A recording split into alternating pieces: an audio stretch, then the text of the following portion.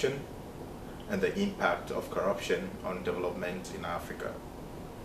Since I was a kid, corruption has been on the top of the list of challenges that Africa as a continent faces. Today, in 2015, the list appears to be the same, and corruption is still at the top of the challenges. So I ask a very simple question. Why is it that since independence of many of the African countries, 55, 58, 60 years and counting, in sub-Saharan Africa at least, we still talk about the symptoms that we see in terms of how corrupt the continent is? If anyone takes a look at the Corruption Perception Index of Transparency International, most of the African countries, if not all of the African countries, are the most corrupt by this index. But why is it like this? Today we had an anti-corruption day at the African Development Bank as part of the International Anti-Corruption Day. The discussions so far this morning were about gender and corruption, issues of discussion around whether women are likely to be less corrupt than men, and especially how corruption manifests itself and how corruption impacts especially women in Africa. But I would want to take the discussion beyond that, and I would want to ask the questions. Why is it that corruption is so endemic in Africa? The question is, and this is a tricky one, are Africans by nature more corrupt than any other society in the world? Which it's a question that, or it's a point of view that I don't believe in. I don't believe that Africans are any more corrupt than any other society, much as I don't believe that men are any more corrupt than men. Or men are any more corrupt than women. So, is it possible that we would need to look at corruption differently? We all accept the fact. I mean, that nobody argues that corruption is endemic.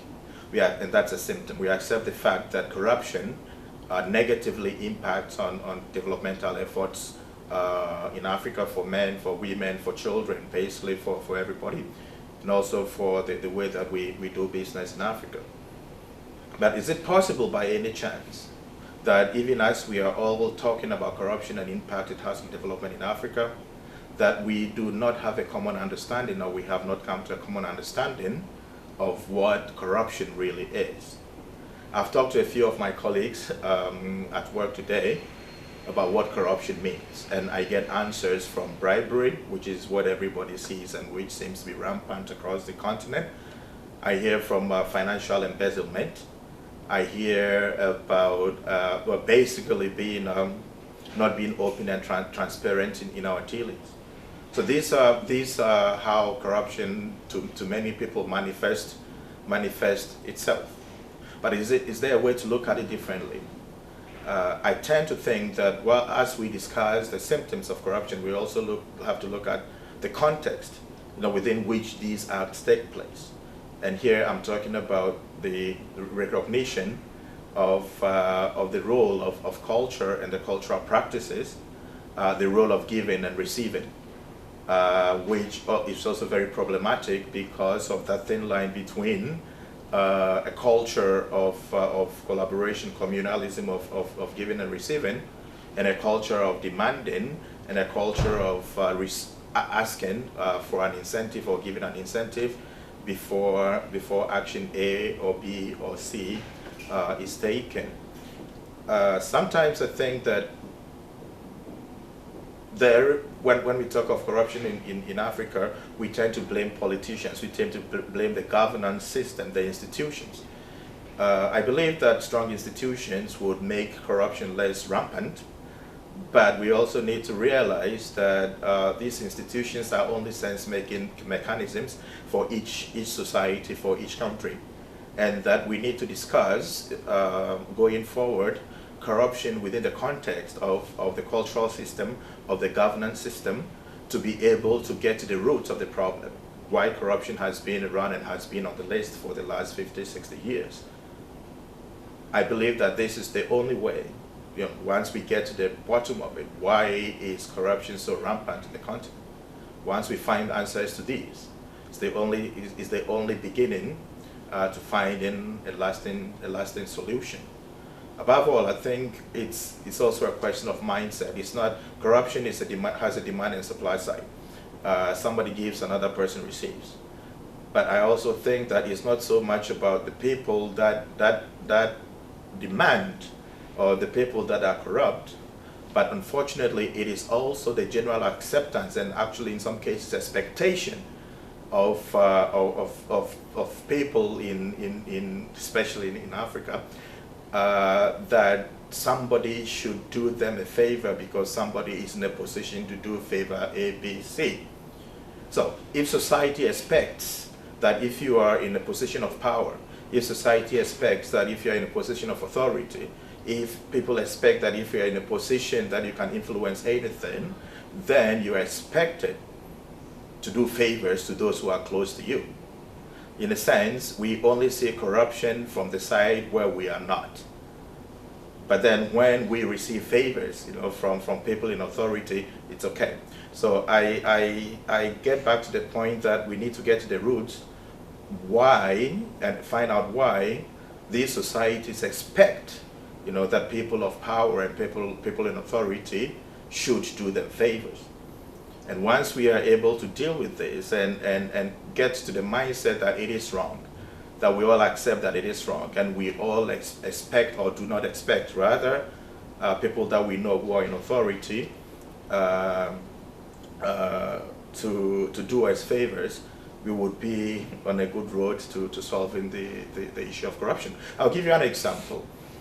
As I stand here today, there are a few people I know, that might ask for little favors here and they suspect that it's part of the culture, taking care of our own. But then if I would become, for example, a minister of my country, that responsibility, that expectation would move from my little circle of family and friends to a wider community of village and cities and towns, to the extent that if I would, this is just an example, I'm sitting in my office and somebody shows up and says, my uncle asked me to come and talk to you because you were his classmate from way back in school. Without wanting to be corrupt, I would say, okay, I'm sorry, but I'm not the one that gives away these jobs, but there is a procedure, you should follow the procedure. All things being equal, this should be fine because I'm doing what I'm supposed to do. But in all likelihood, I would receive a phone call the next day that says, Foster, don't you remember when we were 10 years old or 15 years old? When this and that happened. If it hadn't been for the uncle or the grandfather of that person who had just come to you to ask for a job, you wouldn't be where you are. I'm supposed to owe that person or the uncle of that person for what happened, the favor that was done to me or to my family or friends probably 25 years ago. That's the expectation. Now, if I don't have a job, I would go to my colleague and say, Wale, you know what? I have a little problem. I need to find a job for this person because of the history. Can you help me out? Wale, being a good friend, would say, sure, I can find somewhere for her. But what happens is, I owe Wale. And there will be one day that I will have to pay back. So the point is that much as we're talking about people not asking for favors, whether it's bribery, nepotism, or any act that is not transparent, at the same time, we also have to recognize that society needs to change the mindset that we don't expect people to do us favors, and we don't expect people to be corrupt. Thank you for listening, and let's keep talking. My name is Foster Ofosu, and I'll be back another issue.